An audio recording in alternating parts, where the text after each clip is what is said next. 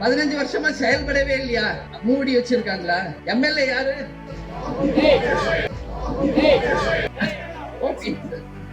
வரதே இல்லையா சட்டமன்றத்துல? வரதே இல்ல. கூட்டுனர் கதவை திறக்கிறதே இல்லையா? இப்ப நாங்க சொல்லிட்டு தான் இருப்போம் 2026 அப்புறம் சொல்லவே மாட்டோம். ஒன்லி செயல் தான். இப்ப நாங்க சொல்லிட்டு தான் இருப்போம் 2026 அப்புறம் சொல்லவே மாட்டோம். ஒன்லி செயல் தான். சொல்லதோ செயல் அதுவே, செயல் அதுவோ அதுவே சொல்லாக மாறும். அதனால குரங்கணி மலை கிராமத்துல தொலை தொடர்பு சேவை இல்லாமல் அங்கு வசிக்கும் மக்கள் சிரமப்பட்டு இருக்காங்க. அவர்களுக்கு தொலை தொடர்பு வசதி உறுதியாக நிச்சயம் ஏற்படுத்தி தர வேண்டும்.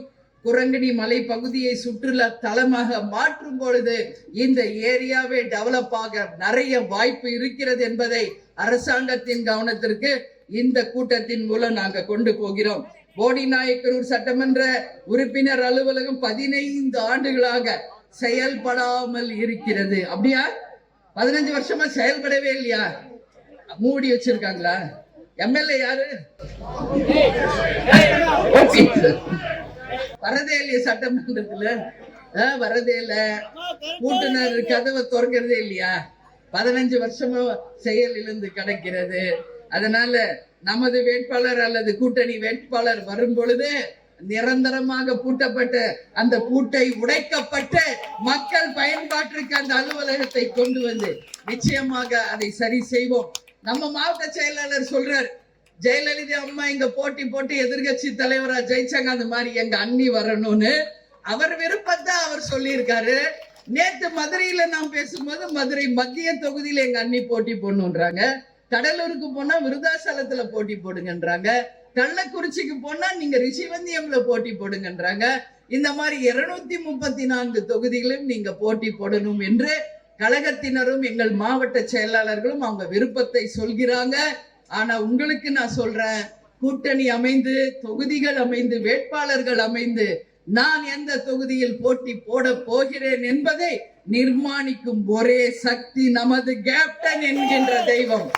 தெய்வத்தினுடைய ஆசீர்வாதத்தால் எந்த அணி அமைக்குதோ அன்னைக்கு அங்க நம்ம வந்து நிச்சயம் போட்டியிடுவோம், வெற்றி பெறுவோம். ஆனா அந்த வெற்றி மக்களுக்கான வெற்றி என்று சொல்லி இந்த கூட்டத்திற்கு வந்த அனைவருக்கும் நன்றி. நான் வரும்போதே தூறல் ஆரம்பிச்சு மழை வருமான்னு நினைச்சேன். அப்படியே விலகி நம்மளுக்கு வழி விட்டுச்சு. கூட்டம் முடிஞ்சு மறுபடியும் மழை பெய்ய ஆரம்பிக்குது. அதனாலதான் நம்ம சொன்னார் தலைவர், நல்லவர்கள் லட்சியம் வெல்வது நிச்சயம். வருண பகவானே ஒதுங்கி நம்மளுக்கு வழி கொடுத்து நீங்க மீட்டிங் முடிங்க, அதுக்கப்புறம் என் வேலையை தொடங்குறேன்னு அவர் தொடங்கிட்டாரு.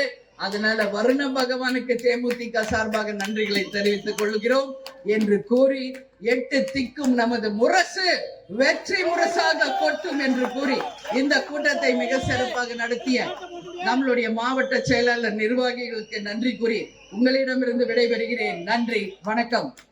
செய்திகளை உடனுக்குடன் தெரிந்து கொள்ள கீழ்கண்ட கேபிள் மற்றும் டிடிஎச் நெட்வொர்க்குகளில் எம்நாடு செய்தி தொலைக்காட்சியை காணுங்கள். பாதகம் செய்பவரை கண்டால் நாம் பயம் கொள்ளலாகாது பாப்பா. மோதி மிதித்துவிடு பாப்பா, அவர் முகத்தில் உமிழ்ந்துவிடு பாப்பா. அண்மை செய்திகளை உடனுக்குடன் தெரிந்து கொள்ள இணைந்திருங்கள் எம்நாடு தொலைக்காட்சியுடன்.